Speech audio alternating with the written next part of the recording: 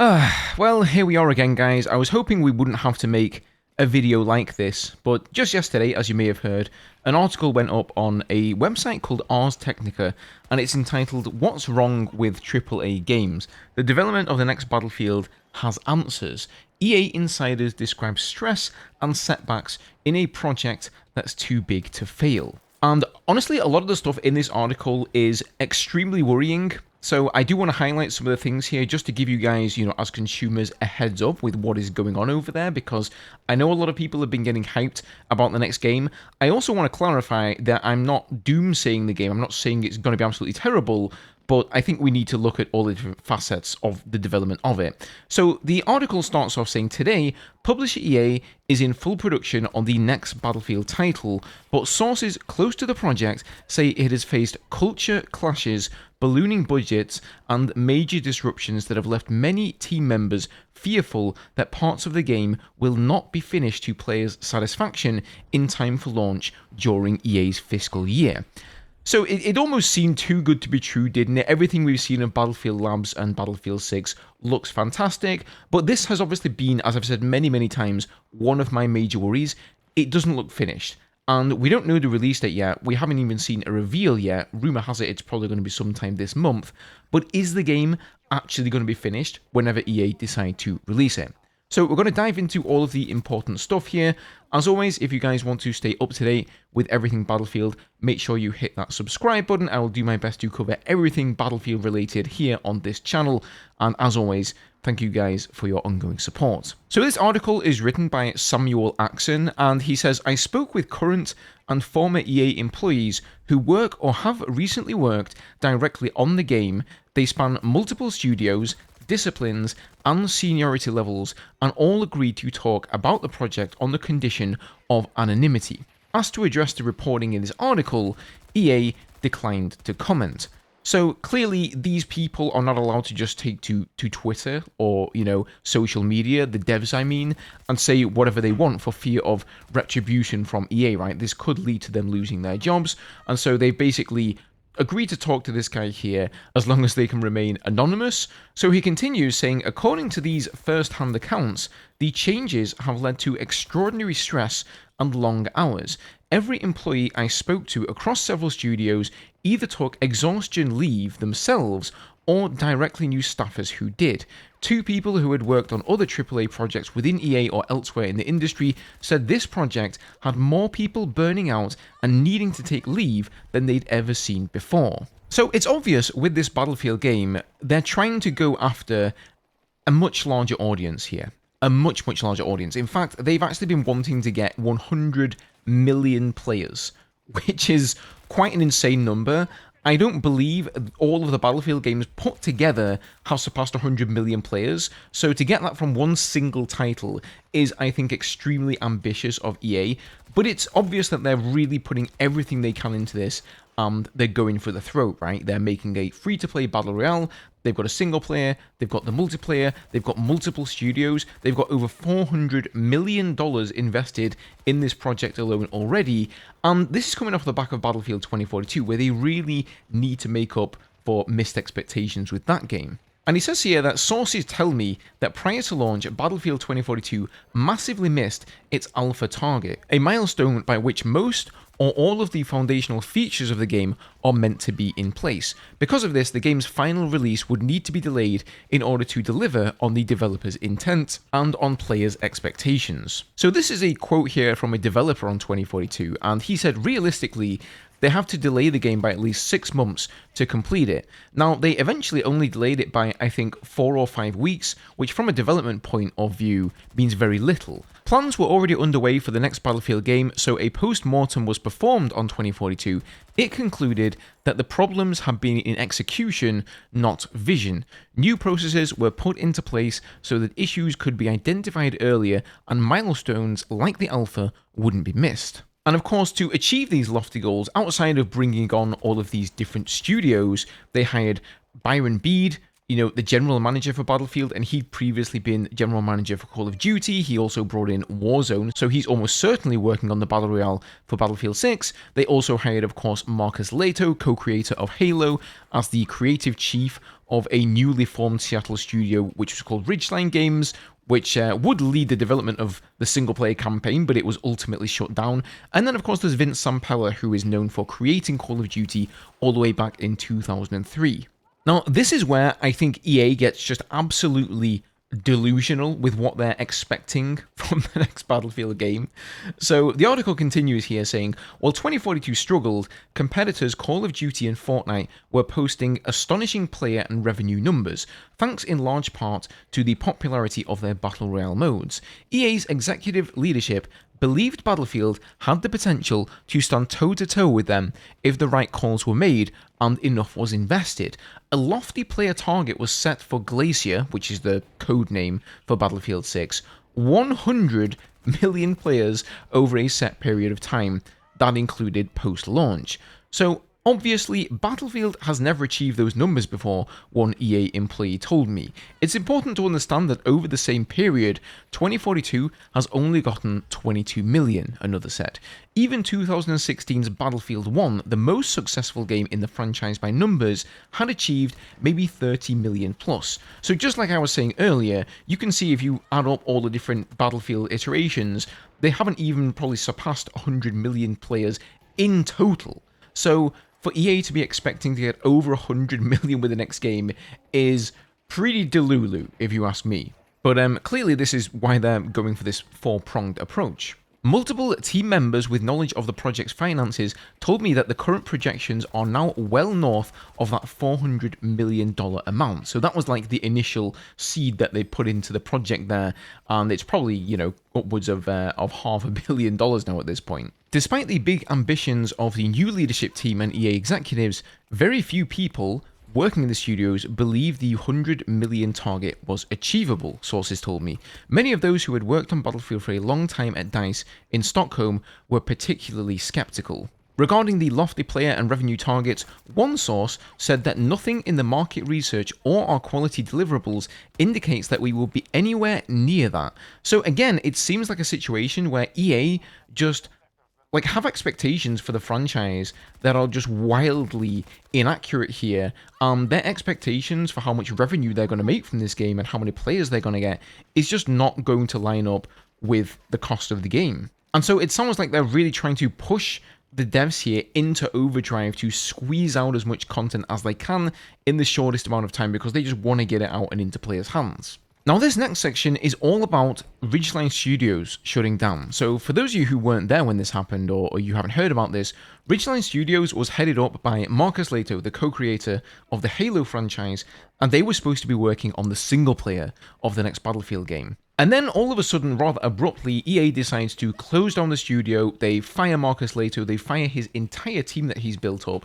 And well, it seems that Marcus was not particularly happy about this, understandably so. But other than that, we haven't really had any information about why this occurred. So it says here, the studio worked on the campaign for about 2 years, while it was also scaling and hiring talent to catch up to established studios within the Battlefield family. It didn't work out.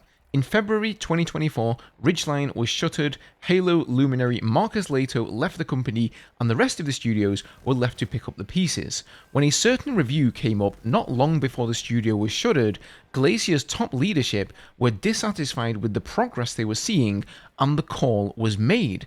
So it seems like whatever Ridgeline had managed to put together for the single-player campaign didn't meet the expectations of these higher-ups within the company, most likely Vince Zampella and co., and they just essentially said, right, we're firing you all and we're shutting down your company. Sources in EA teams outside Ridgeline told me that there weren't proper check-ins and internal reviews on the progress, obscuring the true state of the project until the fateful review. On the other hand, those closer to Ridgeline described a situation in which the team couldn't possibly complete its objectives as it was expected to hire and scale up from zero while also meeting the same milestones as established studios with resources already in place. They kept reallocating funds, especially staff months, out of our budget, one person told me. And, we're sitting there trying to adapt to doing more with less. So it sounds like they're basically putting together the office furniture and still hiring people, yet with the same amount of time, they're expected to deliver on the same amount of stuff that the other development studios are, who are already fully staffed and fully working. After the shuttering of Ridgeline, ownership of single player shifted to 3 other EA studios: Criterion, DICE, and Motive, but those teams had a difficult road ahead, as there was essentially nothing left that Ridgeline had spent 2 years working on that they could pick up and build on. So they had to redo essentially everything from scratch within the same constraints of when the game had to release. Single player was 2 years behind. As of late spring 2025, it was the only game mode that had failed to reach alpha, well over a year after the initial overall alpha target for the project. So basically, what they did here, they hired Marcus Lato, they hired an entire studio, they spent time, money, and resources building up this studio, let them work on stuff for 2 years, they had a review after those 2 years. Why they didn't do reviews before that, I have no idea. They decided whatever they were seeing was not good enough, and they just decided to shut everything down, and from what it sounds like here, the other studios have had to begin from stage 1. Essentially resulting in the campaign of the game now being 2 full years behind. So this next section here is very important. So it says, EA Studios uses a system of gates to set the pace of development. Projects have to meet certain criteria to pass each gate. For Gate 1, teams must have a clear sense of what they want to make and some proof of concept showing that the vision is achievable. As they approach Gate 2, they're building out and testing key technology, asking themselves if it can work at scale. Gate 3 signifies full production. Glacier was expected to pass Gate 3 in early 2023, but it was significantly delayed. When it did pass, some on the ground questioned whether it should have. I did not see robust budget, staff plan, feature list, risk planning, etc. as we left Gate 3, said one person. In the way EA usually works, these things would all be expected at this stage. As the project approached Gate 3 and then Alpha, several people within the organisation tried to communicate that the game wasn't on footing as firm as the top level planning suggested. One person attributed this to the lack of a single source of truth within the organisation. While developers tracked issues and progress in one tool, others, including project leadership, leaned on other sources of information that weren't as tied to on-the-ground reality when making decisions. A former employee with direct knowledge of production plans told me that as Gate 3 approached, prototypes of some important game features were not ready, but since there wasn't time to complete proofs of concept, the decision was handed down to move ahead to production even though the normal prerequisites were not met. If you don't have those things fleshed out when you're leaving pre-production, you're just going to be playing catch-up the entire time you're in production. In some cases, employees who flagged the problems believed they were being punished. 2 EA employees each told me they found themselves cut out of meetings once they raised concerns about this. And this is just completely reminiscent of exactly what we saw towards the end of Battlefield 5 and 2042's development cycle there as well. Now, I actually did a video about this some time ago about some Glassdoor reviews from DICE. For anybody not familiar with Glassdoor, essentially it's somewhere where you can anonymously post about your experiences with a company. And if you go over there and you look up DICE, you will find that around the dates where Battlefield 5 was being released and Battlefield 2042 was entering production and in its main production cycle, that a lot of people encountered this exact situation. They would go to the bigwigs, they would go to the upper echelons of EA or to their managers even, talk to these people and say, hey, like the game is not ready, we need more time, we need to fix this, we need to fix that. And you know what happened to them? They were just shunned and they were pushed aside, which, you know, eventually led to a mass exodus of developers, people who eventually then went on to make studios like Embark, and just look at what Embark are doing now. A bunch of ex-DICE people are over there, they've made the finals, absolutely fantastic game. They're bringing out Arc Raiders, right? I don't really play extraction shooters, but I'm pretty sure I'm going to play this one because everybody who has tested it has said it's absolutely incredible. We've already seen Lars Gustafsson, like Mr. Battlefield himself, one of the creators of Battlefield, leave the company along with a whole host of developers that joined him over at his new studio, TTK Games. We haven't seen what they're working on yet, but it's clear that a lot of people just had enough of working under EA and this kind of behavior from them where they were just completely overranked. And I'm sorry to say, guys, but it sounds very much like the same thing is happening here. I'd really hope that they'd realize that this was the problem that led to the shoddy release of Battlefield 2042, but it seems like they haven't really learned any lessons at all. So Gate 3 was ultimately declared clear, and as of late May 2025, which is of course extremely recent, Alpha was achieved for everything except the single-player campaign, and we've of course seen them update the Battlefield Labs client as not pre-alpha, but it's now called Alpha. But I'm told that this occurred with some tasks still unestimated and many discrepancies remaining, leaving the door open to problems and compromises down the road. So what are some of the consequences here for the players? Well, first off, making major decisions so late in the process can lead to huge day one patches. Players of all types of AAA games often take to Reddit and social media to malign day one patches as a frustrating annoyance for modern titles. Battlefield 2042 had a sizable day one patch when multiplayer RPG Anthem, another big investment by EA, launched to negative reviews.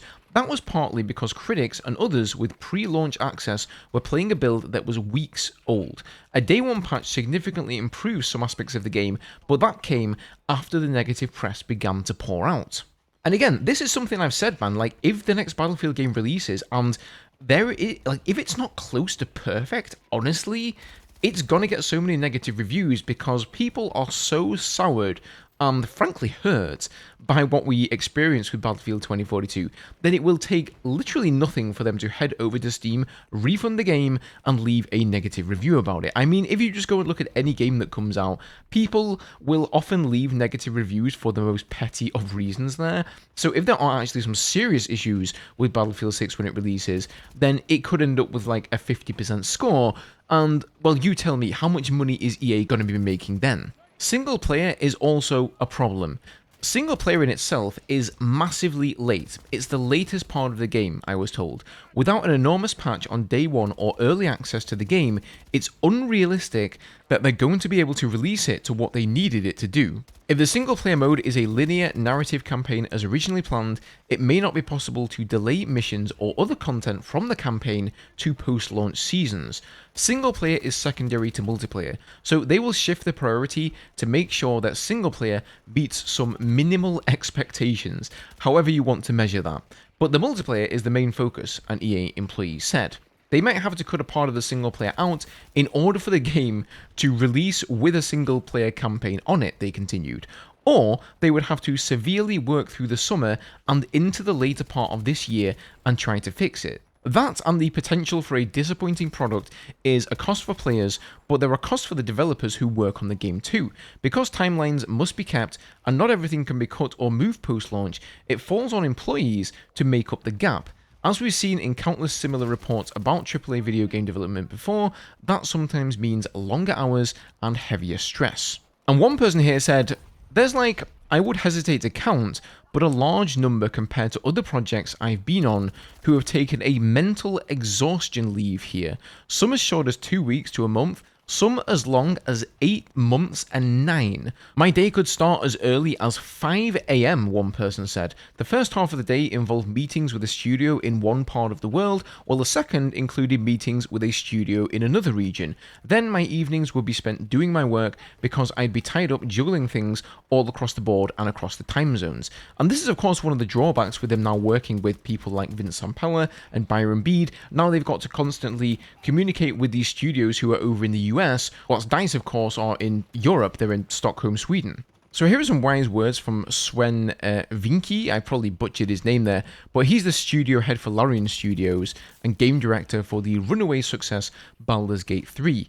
He accepted an award, of course, at the Game Developers Conference. He took his moment on stage to express frustration at publishers like EA. I've been fighting publishers my entire life, and I keep on seeing the same mistakes over and over and over, he said. It's always the quarterly profits. The only thing that matters are the numbers. And after the award show, he took to X to clarify his statement, saying, "This message was for those who try to double their revenue year after year. You don't have to do that. Build more slowly and make your aim improving the state of the art, not squeezing out the last drop." And I really, could not agree more. I mean, just look at Baldur's Gate 3. Surely, having a massive hit success like that is going to be worth much more financially, but also going into the future. Can you imagine when Baldur's Gate 4 gets announced, which I'm sure it inevitably will be, how many people are going to want to play that game? Probably everybody is going to pick up a copy. People are going to be raving about it. I'm sure that Larian are going to put the same time, dedication, and effort into that title as they did Baldur's Gate 3. And if EA would take the same approach to Battlefield, then they will be selling titles, DLCs, battle passes, whatever you want, like hotcakes. But they seem to think, no, the way is to just have a slick development cycle where they push developers into burnout and working tons and tons of overtime, and they just get the project out the door whenever they want it there. Quality be damned, day one patch or not, and the game we get is the game we get. And a lot of the time, it leads to tons and tons of negative reviews over on Steam. And for them to also, at the same time, have this ambition to reach 100 million players, these two things, or these two ways of running the company, just don't add up to me. I just don't understand how this can work. So to finish off this article here, he says, most EA developers, including leaders who are beholden to lofty targets, want to make a great game. At the end of the day, they're all really good people, and they work really hard, and they really want to deliver a good product for their customer, one former EA developer assured me as we ended our call. As for making the necessary shifts towards sustainability in the industry, it's kind of in the best interest of making the best possible games for gamers, explained another. I hope to God that they still achieve what they need to achieve within the timelines that they have for the sake of Battlefield as a game to actually meet the expectation of the gamers and for people to maintain their jobs. And that's also a really good point there to end on, because let's say this game is not successful, that could well and truly be the end of the Battlefield franchise. Like I said at the beginning of the video, I don't want to be all doom and gloom about this or sound too negative here, but it is absolutely a fact. We've seen EA can studios before, can franchises before. Just look at stuff like Command and Conquer. Battlefield could be one of those. And when this sort of thing happens, it's not just the gamers losing out on something. It's not just content creators kind of losing their channels, which would surely be the case for me, or at least I'd have to transition. But more importantly, all the devs working at these studios are going to be out of a job, and they're going to have to find something new. And I really do agree with what this person says. I thoroughly believe that all the people working at DICE, they want to make a good Battlefield game. I know that DICE get a lot of flack for the development of the game along with EA, but it's always been my firm belief that 90% of the blame from what I've heard and what I've read lands with EA, because they're just so restrictive with the resources that the company is allowed to have and the time that they're allowed to have. As far as I've seen, developers have always voiced their concerns and said, hey, we need more time to work on this, we have to improve on this before shipping, and they've been denied at almost every turn. At the end of the day, game developers are gamers themselves, right? So they set out to make an interesting game. They probably got into game design to begin with because they played video games as kids or whatever. People working at EA, however, they're not making games, they're only interested in making money. They may happen to invest in games, and that may be their sector and their industry, but make no mistake, all they care about is making money. And I truly think that's why we've seen a lot of DICE developers go to these other studios like Embark, like TTK Games, who I believe they're both self-publishing, so they can give themselves the time that they need to build the games that they need. Whereas we've got EA going after these just absolutely huge titles here, instead of putting, more eggs in the basket, so to speak, going after some smaller, more ambitious, perhaps innovative projects. They're going for just this big, blockbuster hit. They're trying to take in Call of Duty and Fortnite and all of these other huge titles and steal the player base away from those. But I'm really not sure they're going to be successful with that, and that's also another worry. What happens, even if the game is pretty successful, what if they don't hit this 100 million player target? Does that mean they say, oh, Battlefield's just not good enough, so we're not going to invest in it as much now, and the next game is going to have hundreds of $1 million less thrown at it? Are they going to, cut off some of the studios? Are they going to, just get rid of Motive or, tell them to go work on other games? The repercussions of this, there's a lot riding on this title. And It just frankly pisses me off when I hear this kind of stuff from developers that EA are acting this way, because so far it looks like they're doing everything right, like DICE are doing almost everything right, and, you know, then when we hear stuff like this from the inside, it does make me more skeptical, of course. And I guess it's just a reminder, guys, to wait till the game releases, you know, keep your head screwed on. I know I've been getting a bit hyped, probably some of you have as well, looking at the leaked gameplay. It does look impressive, but I think we should just wait and see until the game releases, wait till you get your hands on the game, whatever form it may be in, whether it be an alpha, whether it be a beta test. Whenever you get your hands on the game, whatever you've tried, when it releases, you've got to judge it off of what you've tried. You know, don't buy into what we did with 2042, where people said, oh, it's a 2-month-old build, it's gonna be fine. No, I think we really have to judge it based on whatever open beta they give us, and then make an informed purchasing decision based on that. So I'm going to leave it there for this video, guys. I know it's been a long one, so please chime in with your thoughts down below. Let me know if you've stuck it out all the way to the end.